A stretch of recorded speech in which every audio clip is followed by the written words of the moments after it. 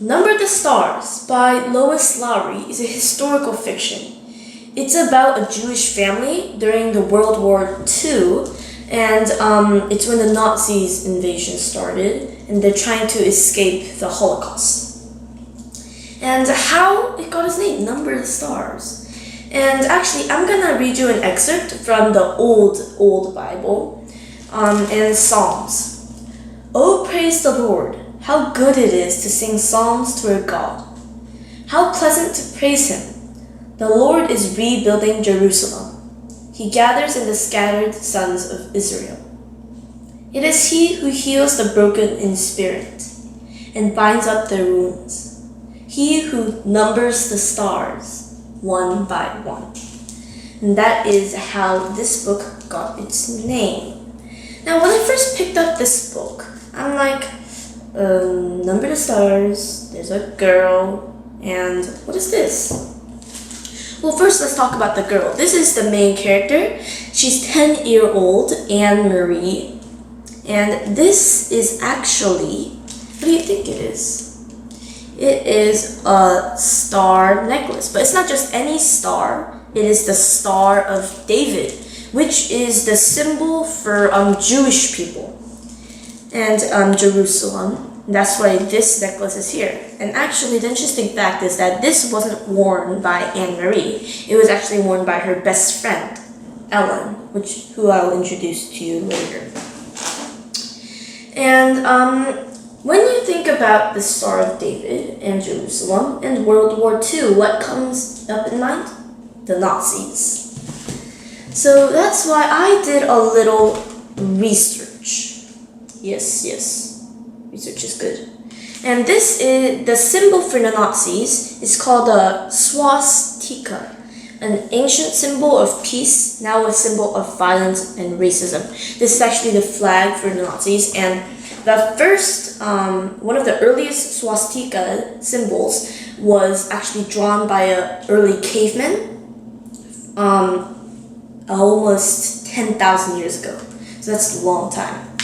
And what we saw earlier, the necklace, the Star of David. Yes, this is the Star of David. So that's how I did a little research. Yeah. Okay, now let's get to the main characters. So this is Anne Marie, the protagonist. Her best friend is Ellen, and she actually she's her neighbor, like right next to each other, and Ellen's family was taken by Peter, who was supposed to be Lise, who was Anne Marie's older sister who died during World War II's fiance. So Peter took Ellen's parents, but they left Ellen behind. And the Johansons, which is Anne Marie's family, are trying to hide Ellen from not being taken away, and they succeed. So what happens is that one day, Ellen and Anne Marie are racing, as in like running racing, and they're stopped by two tall guards, and they're like, "Halt! Why are you running?" Because if you're running, you kind of look like a thief, like you're trying to like take something and you're running away. And they said, "Oh, we're practicing for a race." And they said, do you go to school?" They said yes. And they kind of interrogated them. And after their parents heard about that tragic story, they got mad. And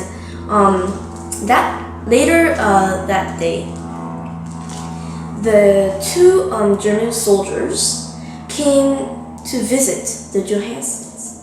And not like a friendly visit like we have, but a scary one. They knocked on the door and they said, "Open up." And it wasn't a question. So they opened and they said, "Though the Ellen's family is gone. The Rosens are gone. Where are they?" And the Johansons, they're like, "We don't know where they are." And they said, "Well, they took the parents and the kid. I heard the kid wasn't taken.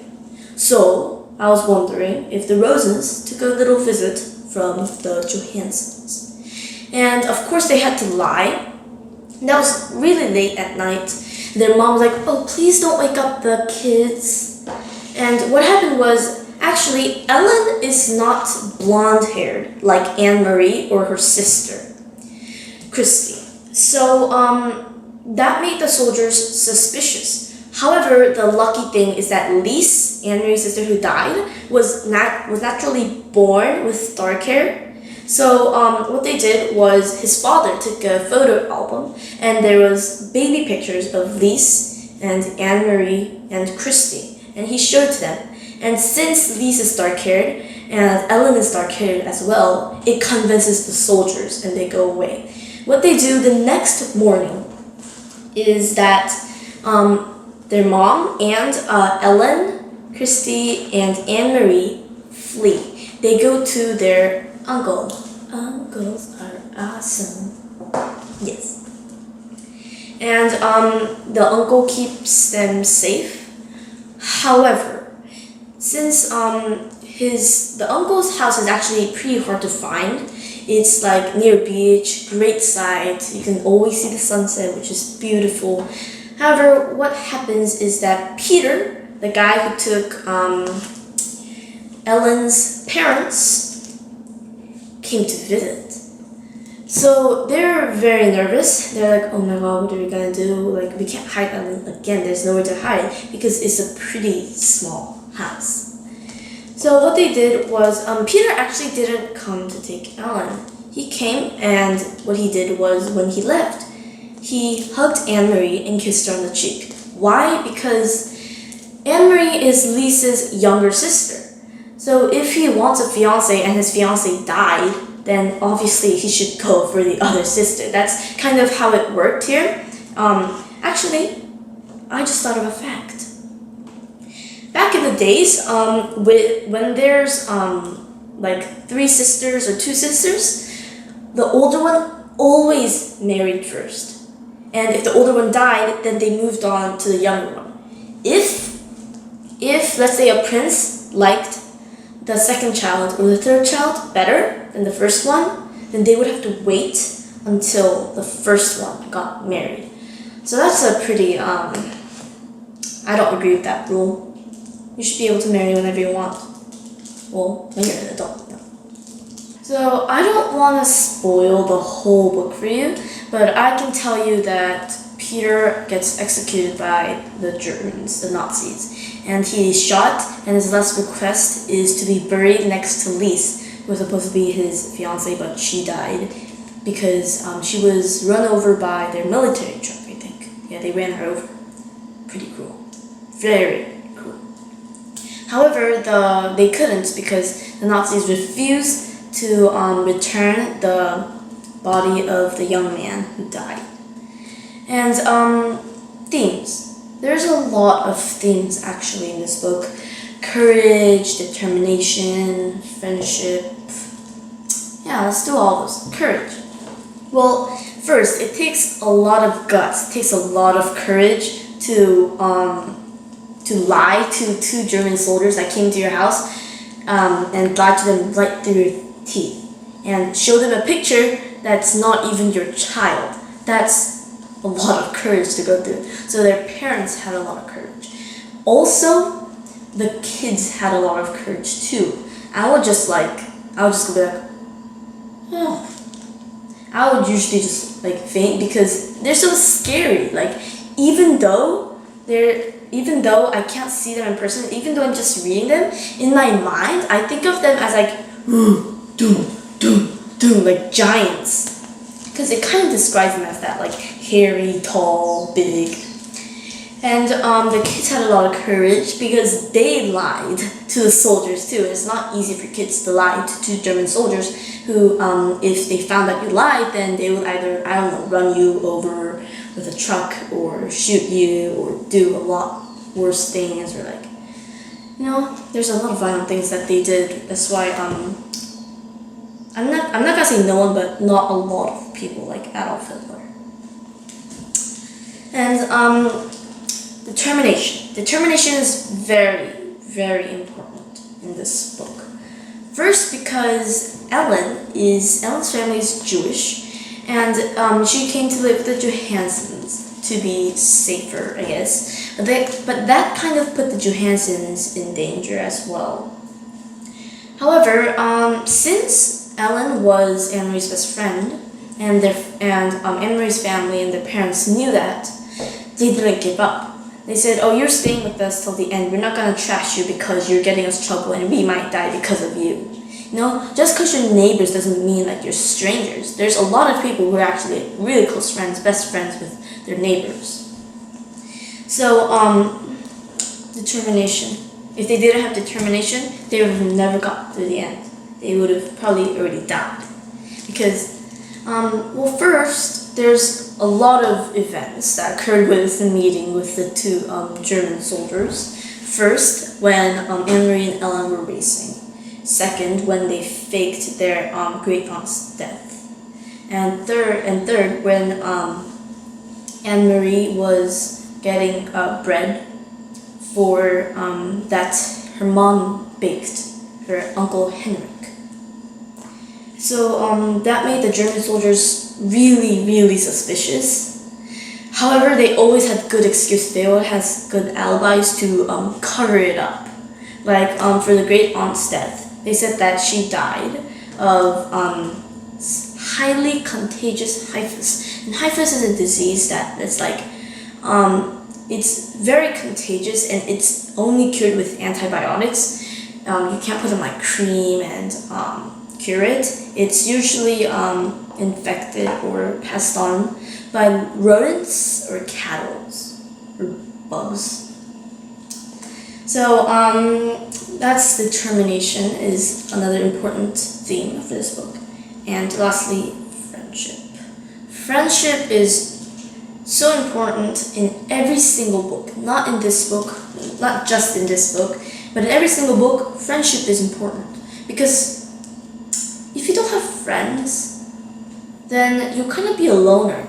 You will be a loner. You'll be like sitting at a lunch table with like no one around you, and that actually, like, if you were that person, then you would feel gloomy. You would feel sad. You would want friends. But however, this is natural. But if you were the popular one, if you had all kinds of friends, then you would laugh at that kind of person. So that's very mean. But the friendship between Anne-Marie and Ellen is very, very strong. It's like super glue. They stick together all the time. They always stand up for each other no matter what. Just like how Anne-Marie's family stood up for Ellen, they protected her because they knew that Anne-Marie loved her as a friend.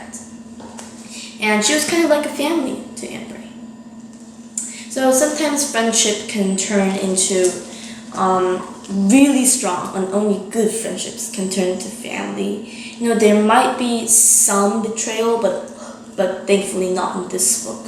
So those three themes are, I think, the most important themes in this book. And historical fictions are sometimes boring. Yes, they are. I admit it too. But I think you can learn a lot from historical fictions. Like learning about the past and learning how things became to be, how America is so big, how China is so big, and why everyone hates Adolf Hitler. I didn't even know who he was until maybe 5th grade history and this book. So historical fictions, yes, they may be boring, but I think everyone needs to read them.